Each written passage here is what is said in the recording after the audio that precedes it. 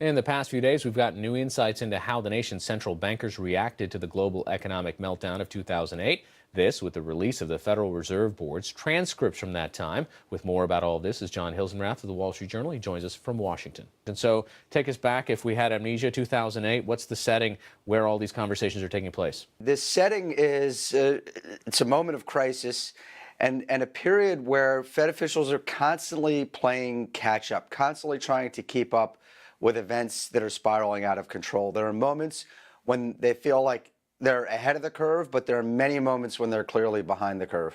So, I mean, hindsight's 2020, but let's start looking at different characters here. After the collapse of Lehman Brothers, what's Ben Bernanke thinking? Right after the collapse of Lehman Brothers, it's kind of his last moment of hopefulness that maybe they can escape this thing without a disaster. There's a meeting actually 2 days after that Sunday, that fateful Sunday night when the government decided to let Lehman go. And Bernanke actually says in this meeting that, maybe monetary policy, the level of interest rates is in the right place. They had kept them at 2%. Within a matter of days, everything changes. They're in the process of bailing out AIG. 36 hours later, Ben Bernanke and Hank Paulson go to Congress, and they say that the government has to step up and bail out the whole banking system. And within a matter of weeks, he's moving to slash interest rates. So, Bernanke, that September meeting was really a great example of him playing catch up and not immediately recognizing the gravity of events that were in front of him. Okay, how about Tim Geithner? He later goes on to be Treasury Secretary. What were his positions at the time? Tim Geithner is a very interesting character here. He spends a lot of time in these meetings sparring and jousting with the Fed's policy hawks, officials from regional Federal Reserve banks who are more worried about inflation than with the financial system stability. And Geithner spends a lot of time jousting with them. Frankly, there's some moments here where he looks like he's behind the curve.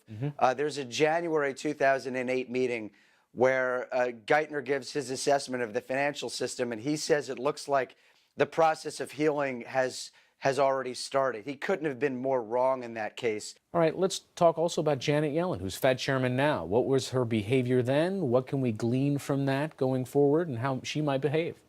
One of the things that got Yellen this job was a sense that she had very good judgment, that in 2007, when we looked at earlier transcripts, she was one of the first people to say, hey, we have some real problems in this housing market. We know from their decisions since 2008, she's pushed very hard to keep interest rates low and hasn't been too worried about inflation. These 2008 transcripts, I think, confirm this sense that the lady has pretty good judgment. She was usually one of the people in the room saying that she was concerned that the financial system was in grave danger. All right, John Hilsenrath from the Wall Street Journal, thanks so much. Thanks a lot.